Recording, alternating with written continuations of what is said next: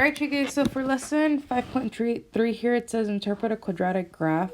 For these ones, guys, we're actually given some statements here that we want to go ahead and check if they're true or false. So students in this case can interpret key features of graphs. A few of our vocab terms here is upward, downward, greatest, largest, and profit.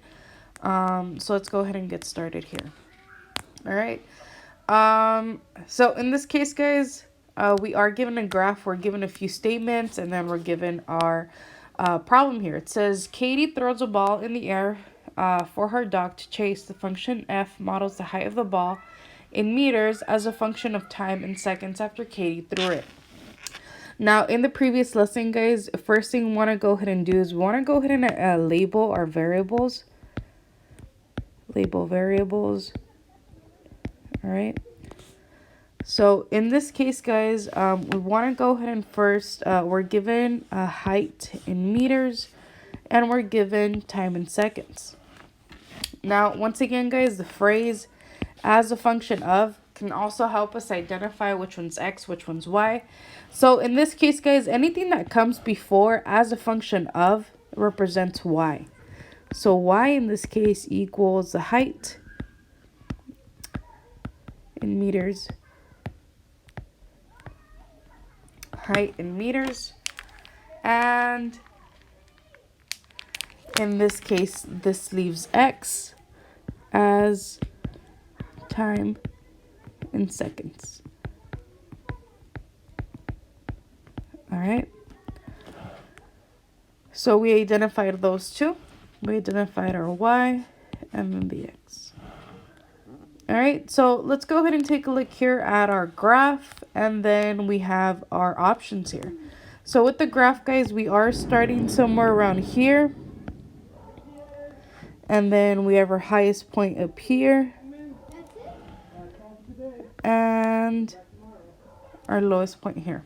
All right, so let's go ahead and take a look at this here. So first statement says Katie threw the ball from a height of 5 meters. So they're telling us that our starting point here, our starting point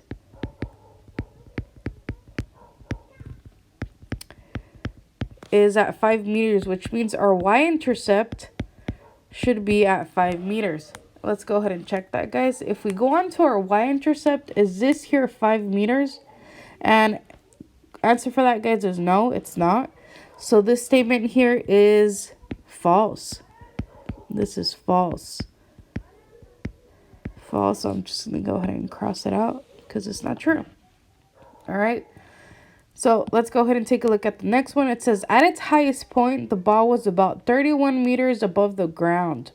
So at its highest point, it was above 31 meters. So let's go ahead and take a look at our graph here.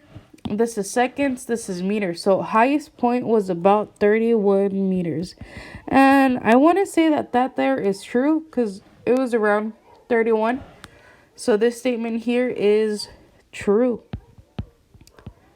And once again, guys, they mentioned the highest point, which talks about the vertex. So highest point here, vertex.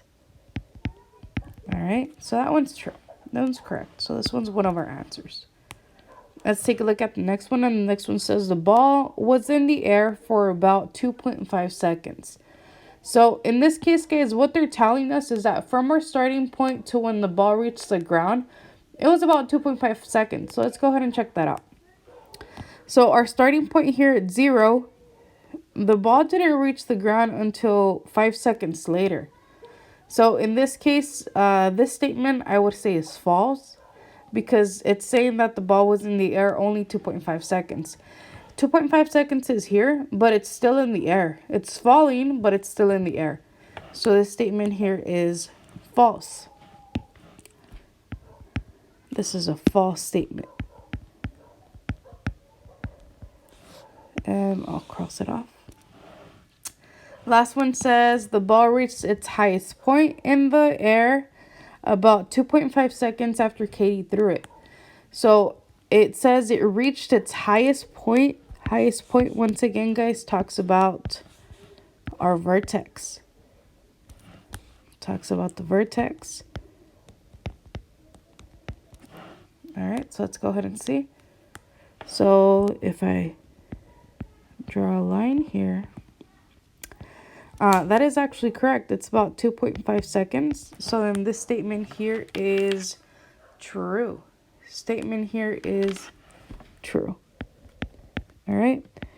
So in this case, our answers here would be B and D.